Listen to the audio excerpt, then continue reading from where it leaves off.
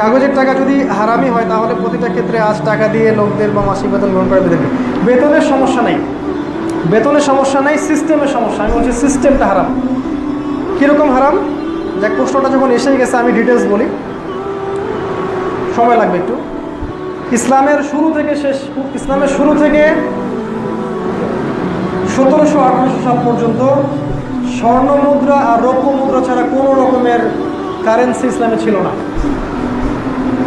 Coin ছিল, হয় gold coin অথবা সিলভার দিরহাম। কাগজের টাকা কত সালে আসছে?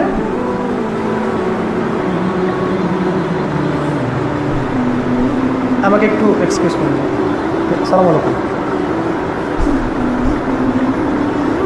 এখনো শেষ হয় নাই, আসতেছে সব।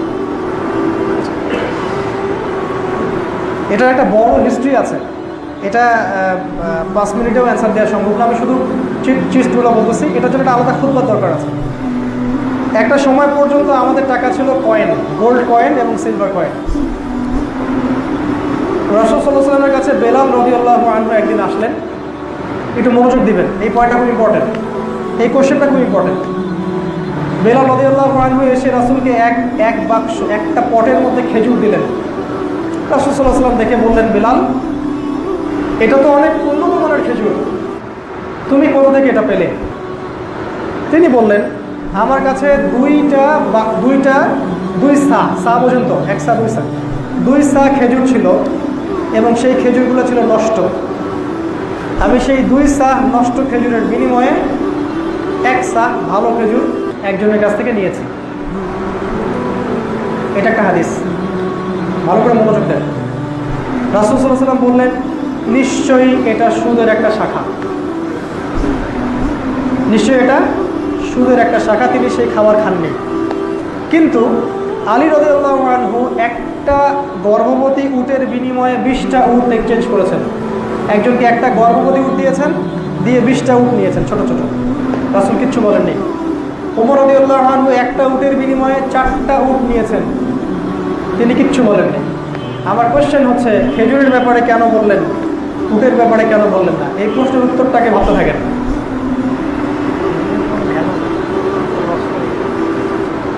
অ্যান্সার কেউ দিতে পারবে? কেন খেজুরের বেলায় হারাম বললেন, উটের বেলায় কেন হারাম বললেন না?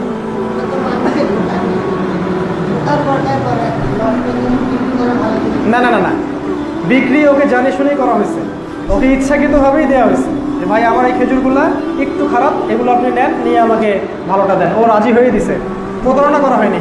এটা হচ্ছে এক্সচেঞ্জ, যে বাজারে কেনা বেচার মতোই। কে বলতে পারবে এটা কেন হারাম হয়েছে?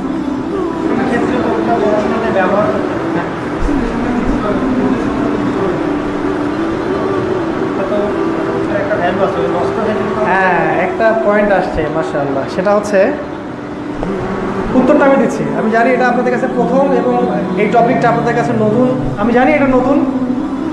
আমি নিজেও স্কুল, কলেজ, বিশ্ববিদ্যালয়ে অনার্স, মাস্টার্স এবং মাদ্রাসা কোনো লাইফে এই টপিক নিয়ে পড়াশোনা করার সুযোগ পাইনি, কারণ কোনো সিলেবাসে ইসলামিক ইকোনমিক্স বলে কিছু আমার পড়া ছিল না। দ্যাট ইজ ওয়াই এগুলো আমি অনেক দিন পর্যন্ত জানতাম না, এবং আমাদের অনেক স্কলারও পর্যন্ত এগুলো জানে না, এগুলো নিয়ে আলোচনা হয় না। আল্লাহ আমাদের হেফাজত করুক। সেটা হচ্ছে এই যে রাসূলুল্লাহ সাল্লাল্লাহু আলাইহি সাল্লাম এর যুগে মদিনায় খেজুর ছিল কারেন্সি, খেজুর ছিল টাকা, খেজুর ছিল মুদ্রা। তিনি বলেছেন 6টা জিনিস হলো মুদ্রা। নাম্বার 1 সোনার কয়েন, নাম্বার 1 গোল্ড কয়েন যেটাকে বলা হয় দিনার, নাম্বার 2 রুপার কয়েন, রুপার মুদ্রা যেটাকে বলা হয় দিরহাম, নাম্বার 3 খেজুর, নাম্বার 4 বার্লি, নাম্বার 5 সল্ট লবণ, নাম্বার 6 হুইট গম।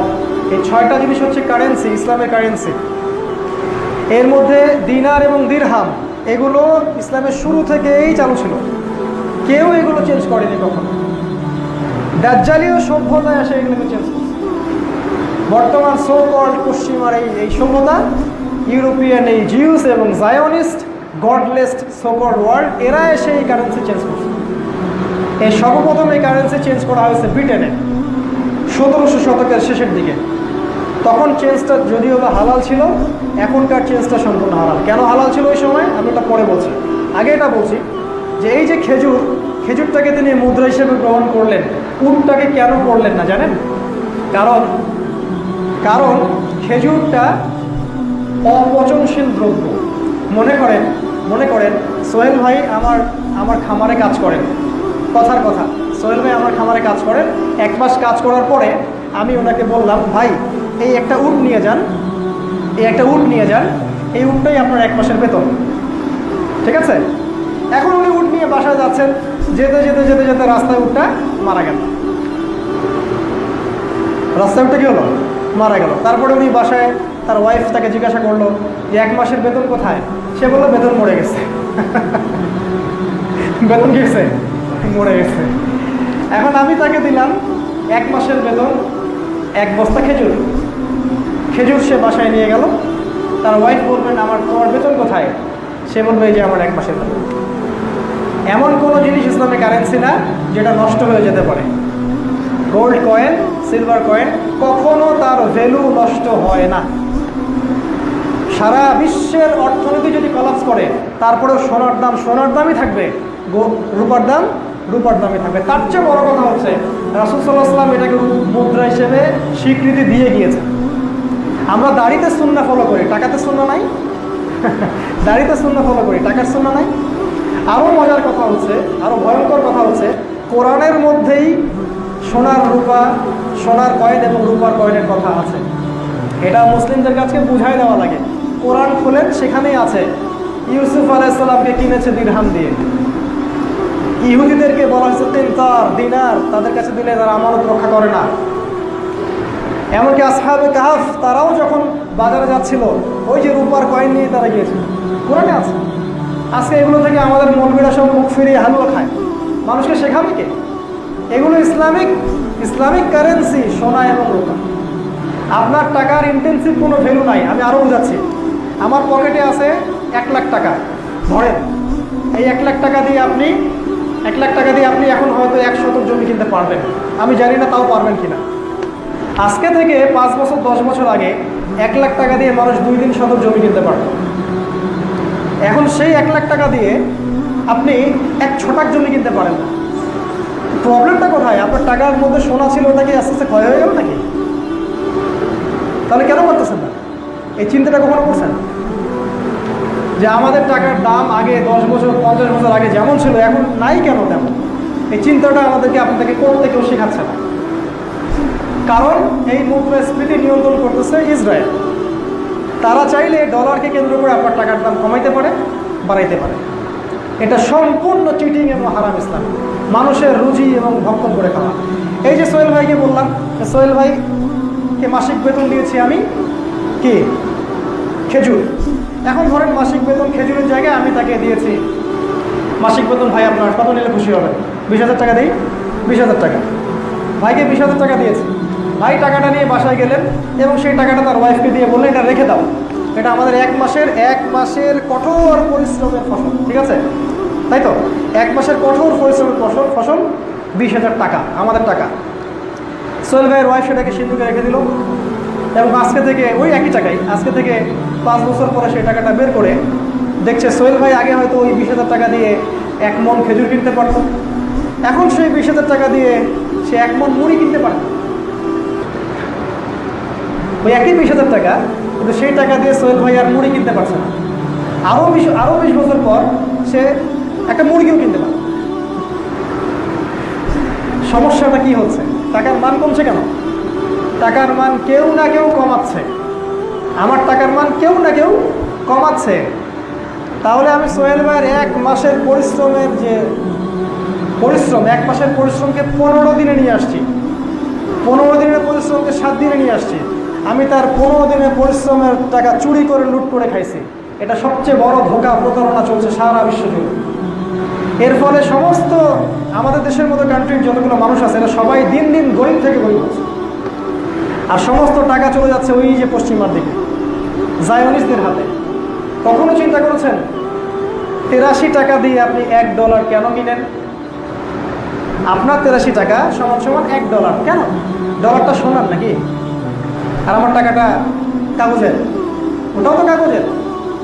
ওর কি অধিকার আছে যে আমি 83 টাকা দিয়ে ওর টাকা কিনবো? কেন কিনবো? এই কথা বলবে আপনাদেরকে? কোন আলেম? যারা ইসলামিক ইকোনমিক্স নিয়ে পড়াশোনা করছেন তারা বলতে পারবেন আপনার কাছে যে ওরা সারা বিশ্বকে এই ডলার দিয়ে প্রতারণা করতেছে। এবং এখানে সমস্ত আরব বিশ্বের যারা তেল সমৃদ্ধ দেশ আছে এরা ওদের সুরে সুর মিলাইছে। দ্যাট ইজ ওয়াই তারা আমাদেরকে শোষণ করার হাতিয়ার খুঁজে পাইছে। তো প্রশ্নটা এই কারণে, লেনদেন প্রক্রিয়াটাতে সমস্যা না, সমস্যা হচ্ছে এমন কারেন্সিতে যে কারেন্সির ইন্টেন্সিভ কোনো ভ্যালু নাই, টাকার মান টাকার কাগজের মধ্যে নাই, এটা একটা কাগজ মাত্র, কাগজ আর কিছুই না। কিন্তু সোনা শুধু সোনা না, ওর মাঝেই সোনা আছে, ওটার মূল্য ওর ভিতরেই নিহিত আছে। এটা বুঝতে হলে আপনাকে পিএইচডি করতে হবে না। জানি না কেন এগুলো আমাদের সুন্নাহর মধ্যে আসেনি। আমার দুঃখ হয় তখন যখন আমি দেখেছি কোনো ইসলামিক ব্যাংক ইসলামিক মুদ্রা চালু করার কোনো পদক্ষেপ গ্রহণ করেননি। কোনো ইসলামিক ব্যাংক, তারা সেই বোগাস সিস্টেমের মধ্যেই যাচ্ছে। এটা অনেক বিস্তারিত একটা টপিক, আজকে আমি এটা বলে সময় পাবো না। শুধু এতটুকু বলবো, ইসলামিক ইকোনমিক্স সম্পর্কে পড়বেন, কবে থেকে কাগজের মুদ্রা আসলো, তারপরে কি হলো, এটা পড়লে আপনি বুঝতে পারবেন এরা অর্থাৎ ইউরোপিয়ানরা, ইহুদি খ্রিস্টানরা মিলে এমন একটা পলিসি তৈরি করছে যে আপনি চাইলেও সুদ থেকে বের হতে পারবেন না, এবং দিন দিন টাকার মান আপনার কমাইতেই থাকবে এরা, আর এর মাধ্যমে তারা তাদের সম্পদ বাড়াইতে থাকবে। এটা পৃথিবীর সবচেয়ে বড় প্রতারণা। বলে শুআয়ব আলাইহিস সালামের কওমকে আল্লাহ যে কারণে ধ্বংস করছিলেন আর কি, মানুষের মাল, মানুষের শ্রম, মানুষের সব লুটে পুড়ে তারা খাচ্ছে। আমাদের গভর্নমেন্টও চাইলেও এখন কিছু করতে পারবে না। শুধু এতটুকু বলে শেষ করব, পৃথিবীতে 2-3 জন রাষ্ট্রপ্রধান এই প্রতারণাটা ধরতে পারছেন। 2-3 জন রাষ্ট্রপ্রধান এখনকার পৃথিবীতে, 2-3 জন, সবাই না। তাদের একজনের নাম হচ্ছে মাহাথির মোহাম্মদ, নাম জানেন? মালয়েশিয়ার প্রেসিডেন্ট। তিনি এটা ধরতে পারছেন যে IMF এর এই অর্থ ব্যবস্থা পুরোটাই বোগাস, পুরোটাই হারাম। এ কারণে রাতারাতি ওরা এমনভাবে ওদের রিঙ্গিটের দাম কমিয়ে দিল যে আমাদের টাকার চেয়ে ওদের দামটা কমে গেল। ওরা এটা কন্ট্রোল করে, সেন্ট্রাল ব্যাংক, এবং এটা সম্পূর্ণ কন্ট্রোল হচ্ছে ইহুদিদের কন্ট্রোল। আর আমার মনে হয় এই ইকোনমিক দাসত্ব দিয়েই দাজ্জাল সারা বিশ্ব শাসন করবে। কারণ যখন কারো কাছে অর্থনীতির ক্ষমতা আছে, টাকার যে ক্ষমতা রাখে সারা বিশ্বের, সমস্ত বিশ্বের মানুষ বাধ্য হবে ওর কাছে আত্মসমর্পণ। এটা আজকে এতদিন পরে সে আমি আপনাদেরকে এটা বলছি বা আপনারা এটা শুনছেন, এটাই সবচেয়ে দুঃখজনক। এবং আমি নিজেও অনেক ভিতরে ক্ষোভ লালন করি যে আমি আমার সারা স্টুডেন্ট লাইফে এটা সম্পর্কে কোনো বই আমাকে পড়ানো হয়নি। আসলে আমাদেরকে কী পড়ানো হচ্ছে আল্লাহু আ'লাম। তো এখন আমাদের কিছু করার নাই, এই টাকা দিয়ে চলতে হবে। আমি রিকোয়েস্ট করব যে আপনারা যাদের অনেক টাকা পয়সা আছে তারা জমি কিনে রাখেন, অথবা ছোট ছোট সোনা কিনে রাখেন, অথবা ব্যবসায় খাটান, এমন কিছু করেন যেটা টাকাটা রানিং থাকে। পরবর্তীতে ইকোনমিক সিস্টেমটা কলাপস করলেও যেন